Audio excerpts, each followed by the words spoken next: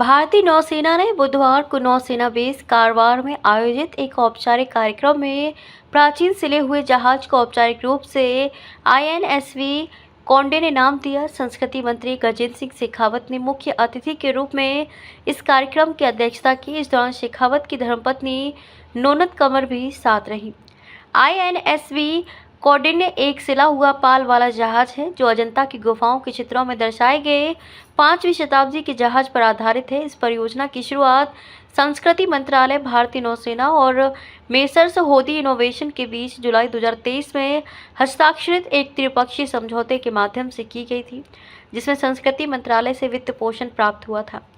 सितंबर 2023 में कील बिछाने के बाद जहाज का निर्माण केरल के कुशल कारीगरों की एक टीम द्वारा सिलाई की पारंपरिक विधि का उपयोग करके किया गया, जिसका नेतृत्व मास्टर शिपराइट बाबू शंकरन ने किया।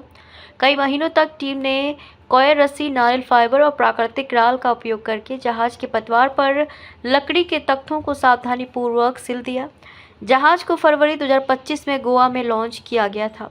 भारतीय नौसेना ने इस परियोजना में एक केंद्रीय भूमिका निभाई, डिजाइन, तकनीकी सत्यापन और निर्माण प्रक्रिया की देखरेख की। ऐसे जहाज़ों के बचे हुए ब्लूप्रिंट के न होने के कारण डिजाइन को प्रतीकात्मक स्रोतों से अनुमान लगाया जाना था।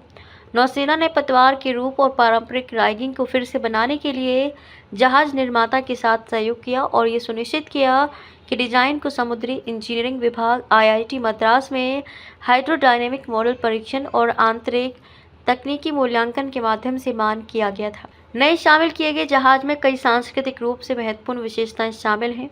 इसके पालों पर गंडभेरुंड और सूर्य की आकृतियां बनी हुई हैं। इसके धनुष पर सिंह-यली की मूर्ति बनी है और इसके डेक पर हड़प्पा शैली का प्रतीकात्मक पत्थर का लंगर लगा है।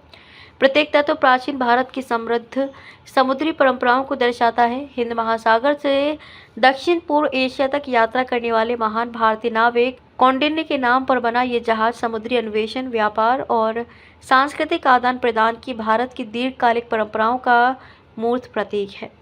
भारतीय नौसेना नौकायन पोत के रूप में शामिल कौंडिन्य कारवार में स्थित होगा। जहाज अब अपने अगले ऐतिहासिक चरण की शुरुआत करेगा, जिसमें गुजरात से ओमान तक प्राचीन व्यापार मार्ग के साथ एक ट्रांस ओशनिक यात्रा की तैयारी शामिल है, जो इस साल के अंत में निर्धारित है।